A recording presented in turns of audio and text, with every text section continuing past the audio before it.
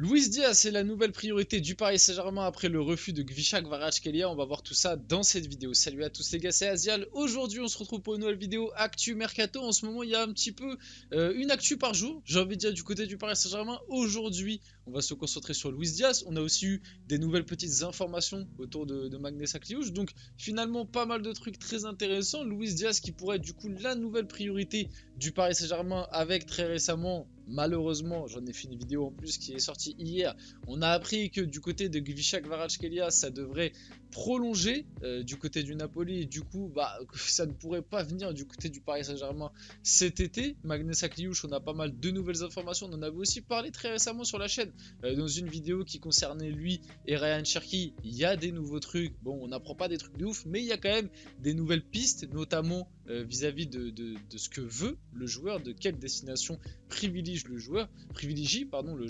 Avant que la vidéo commence, n'hésitez pas à la liker, à commenter, à partager et à vous abonner, ça fait toujours plaisir et ça aide pour le développement de la chaîne.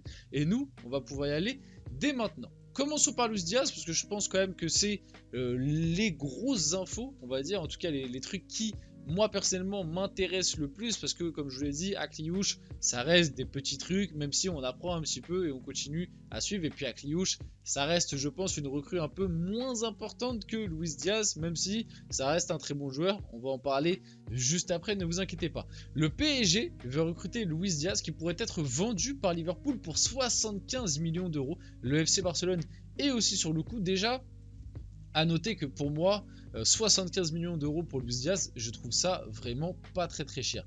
Vite fait, si on doit parler de la situation du joueur, on le sait, à Liverpool, il y a eu quand même pas mal de changements ces derniers temps. Apparemment, alors c'est à mettre avec des gros pointillés et des gros guillemets, mais d'après les toutes dernières informations, Luis Diaz ne serait pas forcément retenu. En tout cas, ce serait pas une priorité absolue de le retenir. Il serait pas invendable, voilà, du côté de Liverpool avec l'arrivée d'Arne Slot, etc. Donc, Liverpool pourrait potentiellement le vendre. Là, ça parle de 75 millions. J'ai quand même du mal à y croire. Je veux bien croire que Liverpool ne le considère pas comme intransférable, c'est-à-dire que Liverpool étudie les possibilités s'il y a des offres. Maintenant, 75 millions, sachant qu'en plus, il l'avait payé cher à l'époque, je me demande pas si Liverpool n'avait pas payé Luis Diaz déjà 60-65 millions d'euros, ça veut dire seulement faire entre guillemets un bénéfice de 10-15 millions. Ça me paraît quand même compliqué. Il ne faut pas oublier que Luis Diaz, ça reste un joueur qui arrive dans la forme de l'âge. Il a 26, 27, 28 ans, si je ne me trompe pas, dans ces eaux-là, quoi, grosso modo. Ça reste un joueur qui du coup arrive dans la force de l'âge, qui finalement est arrivé il y a très peu de temps à Liverpool, il y a à peine 2 ans et demi, si je ne me trompe pas, 1 an ou 2 ans et demi, 2 ans et demi, parce qu'il était là lors de la finale en 2022, il est arrivé mercato d'hiver 2022, donc très petite expérience du côté de Liverpool. En plus, il a eu pas mal de pépins physiques ces derniers temps. Après, c'est peut-être pour ça aussi que Liverpool voudrait le vendre, à cause de ses pépins physiques, ce qui fait qu'il a loupé pas mal de matchs. Mais je pense que du côté de Liverpool, l'histoire n'est peut-être pas forcément finie pour lui. Donc on va voir, faut suivre sa situation. En tout cas, le PSG qui maintenant va se concentrer sur lui, je pense que ça va devenir la nouvelle priorité avec le refus de Kvaratskhelia malheureusement. Ce qui est bien, c'est que c'est quand même des profils similaires. Même si Luis Diaz, il a moins ce côté rapport avec la balle, ce côté élimination sans forcément aller vite, ça reste un ailier qui défend énormément. Luis Diaz fait partie, il est dans le top 5 aussi. Là où Kvaratskhelia, je crois, il était 2e. Je crois que Luis Diaz, il doit être 4e ou 5e des ailiers en Europe qui défendent le plus. Donc on est dans la continuité du système de jeu Luis Enrique où l'ailier doit défendre, doit être dans le bloc équipe. En plus, bon bah voilà, il a le côté sud-américain, Grinta qui je pense va énormément plaire à Luis Enrique. Peut-être ça c'est un truc qu'il a en plus par rapport à Kvaratskhelia, parce que Kvaratskhelia défend beaucoup, mais ça a moins le côté voilà agressif, Grinta, se la donner, mouiller le maillot, etc. Donc peut-être que ça c'est quelque chose qui va plaire encore plus à Luis Enrique. Bien évidemment qui rentrerait parfaitement dans le système de jeu à gauche, ça y a aucun souci. En plus pareil, Luis Diaz, il est capable de jouer à droite, il peut même dépanner, voilà, dépanner avec des gros guillemets en pointe. Donc il a vraiment énormément de qualité pour répondre au PSG. Si vraiment tu peux le faire pour 75 millions, c'est une aubaine. Maintenant, le petit point négatif qui entoure le joueur quand même, faut pas l'oublier, et comme je l'ai dit un petit peu plus tôt dans la vidéo, c'est les blessures. Les blessures. Le joueur a été quand même souvent touché par des blessures, et souvent c'est des blessures quand même qui l'éloignent des terrains pour un long moment, et en plus dans son style de jeu, je trouve que quand il n'est pas 100% en forme physiquement, il a du mal. Cette saison à Liverpool, c'est quand même une saison assez galère pour lui. Là où il avait vécu une année 2022 exceptionnelle, là, ces 6 premiers mois à Liverpool, là, quand ils vont au final de Ligue des Champions, il est exceptionnel. L'attaque, Luis Diaz, Mané en faux neuf, là, et Mohamed Salah à droite, c'était vraiment exceptionnel. D'ailleurs, cette année-là, pour moi, ils doivent prendre la Ligue des Champions. On se rappelle de la finale qu'ils font où le Real, ils peuvent remercier Thibaut Courtois, hein, qui vraiment leur sauve la vie, mais ils étaient trop forts. Mais après, ça a été plus compliqué, comme je vous l'ai dit, souvent touché par les blessures. Et quand il n'est pas à 100% physiquement, tu sens qu'il y a eu des petits soucis. En plus de ça, faut pas l'oublier que mentalement, il a été touché par un événement quand même très très grave ces derniers temps. On le rappelle, hein, pour ceux qui n'ont pas suivi, ses parents s'étaient fait enlever par un gang en Colombie. Au final, ça s'est plutôt bien dégoupillé, ça s'est plutôt bien terminé. Mais voilà, l'impact que ça a sur toi mentalement quand tu es joueur de foot, je pense que tu vois, tu peux mesurer ça quand même. Ça t'aide pas, on va dire, à performer à 100%. Mais malgré tout, moi je pense que c'est l'une des meilleures solutions après Kvaratskhelia, si on doit être honnête, parce que finalement les pistes après sont pas non plus nombreuses. Si tu n'arrives pas à faire Luis Diaz, après tu vas devoir te retrancher sur des Marcus Rashford, Serge Gnabry, Raphaël Leao, qui sont je pense les 3 noms qui viennent après dans la shortlist. Gvicha Kvaratskhelia était le numéro 1, malheureusement il va prolonger, même si c'est pas encore officiel et c'est pas encore sûr à 100%, on se dirige vers cela. Donc c'est malheureux, mais malheureusement, si tu n'arrives pas à faire Luis Diaz, après j'ai très très peur des pistes qui vont suivre. À part si Luis Campos ou Luis Enrique nous dénichent un nom qu'on n'a pas encore vu passer. Sinon, je vais pas vous mentir que les Leao, Gnabry, Rashford, pour avoir des Mbappé 2.0 qui sont en plus bien moins forts que lui avec les mêmes défauts, je suis pas très très hypé personnellement.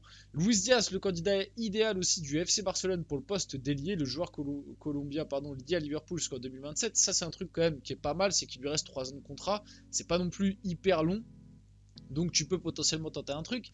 Ne traverse pas sa meilleure période et envisage de partir. Le FC Barcelone compte tenter sa chance pour le recruter dès cet été. De plus, le père de Lely a déjà mentionné que son fils rêvait de jouer pour le club catalan. Donc pareil, le Barça qui est sur le coup. Maintenant on le sait, le Barça pour le moment en tout cas n'a pas de thune. Donc si le PSG a l'occasion de boucler ce deal très très vite, il faut le faire parce que tu connais pas les préférences du joueur. Peut-être que le joueur préfère aller au Barça et du coup après tu peux te faire avoir par rapport à ça. On va passer à Akliouche. Le PSG étudie la possibilité de faire venir Akliouche cet été par l'intermédiaire de son directeur sportif Luis Campos. Bon là, on n'apprend rien de nouveau. Monaco ne souhaite cependant pas lâcher le jeune talent. J'en avais déjà parlé vite fait d'Akliouche, comme je vous l'ai dit dans une précédente vidéo. Joueur qui a explosé un peu sur le tard comme un Barcola. Si vite fait je dois reparler du joueur, parce que si je me trompe pas il a 22 ans, c'est un 2002, malgré tout il y a d'énormes qualités. Maintenant moi où j'ai un petit souci avec Akliouche, c'est que je pense que c'est réellement un numéro 10, c'est à dire que dans le système actuel de Luis Enrique, où est-ce que tu pourrais faire jouer Akliouche, t'as pas trop de certitude. Est-ce que tu le fais jouer sur un côté, est-ce que tu le fais jouer en numéro 8, il pourrait jouer en numéro 8 en vrai, un peu comme par exemple un Lee Kang-in. Maintenant à Akliouche, dans le PSG actuel, avec tous les joueurs qu'on a, est-ce que ça t'apporte une réelle plus-value? Surtout que je pense que Monaco va demander un prix très conséquent. Tout reste à voir. Comme je vous l'ai dit, moi je préfère que le PSG se priorise sur 2 gros milieux de terrain et un gros défenseur central. Et après, s'il te reste du budget, aller sur un attaquant, un Akliouche, un Désiré Doué, etc., etc. Là, tous les noms sympas qu'on entend en ce moment. Maintenant, à l'heure actuelle, je ne sauterai pas sur Akliouche dès le début du mercato. Si t'as pas validé un Bernardo Silva, si t'as pas validé un Bruno Guimaraes, là je donne des noms. Voilà, c'est des exemples. C'est pas ça que le PSG va boucler, mais ou peut-être pas, mais vous avez capté. Je donne des exemples. Je préfère aller boucler d'abord un Bruno Guimaraes, tout tenter, un Bernardo Silva, un Lenny Yoro derrière, ou même pourquoi pas un autre joueur, un Konaté, bref, je donne des noms, plutôt que d'aller tout de suite boucler un Akliouche qui va te coûter 30-40 millions, ça se trouve, parce que Monaco, je pense pas qu'ils vont le vendre à bas prix, qui certes a du talent et une pépite. Il y a un truc, tu vois, comme je l'ai dit, moi je trouve qu'il a vraiment voilà, il a un rapport avec la balle et tout. Voilà, ça se voit que techniquement, il est très très au fait. C'est un joueur d'une très grande et très bonne qualité. Mais maintenant, le PSG, c'est un step au-dessus, tu vois. C'est un step au-dessus. Comme un Barcola, il peut passer ce step, mais je préfère aller chercher des garanties directement. Donc Akliou, je veux rejoindre le PSG cet été. Lui, de son côté, il veut venir. L'accord contractuel avec le joueur est proche. Et le jeune espoir français espère une offre ferme du PSG. Monaco veut le garder. Donc le PSG est quand même en train de négocier avec lui. Donc on va voir comment ça va se passer. Et pour finir, officiel, Bradley Barcola a été élu meilleur recrue de cette saison 2023-2024. Et ça, je trouve que c'est quand même un trophée très très significatif. Barcola recruté au dernier moment du mercato, si je ne me trompe pas, il est recruté le 31 ou le 30 août, donc 1 ou 2 jours avant la fin du mercato, et il finit meilleur recrue et il fait une saison exceptionnelle. Et bravo à lui, bravo à Bradley, même pour l'euro qui va arriver. On va finir la vidéo là-dessus. J'espère que cette vidéo vous a plu. Si c'est le cas, n'hésitez pas à la liker, à commenter, à partager et à vous abonner, les gars. C'était Azial et on se retrouve très rapidement pour une prochaine vidéo.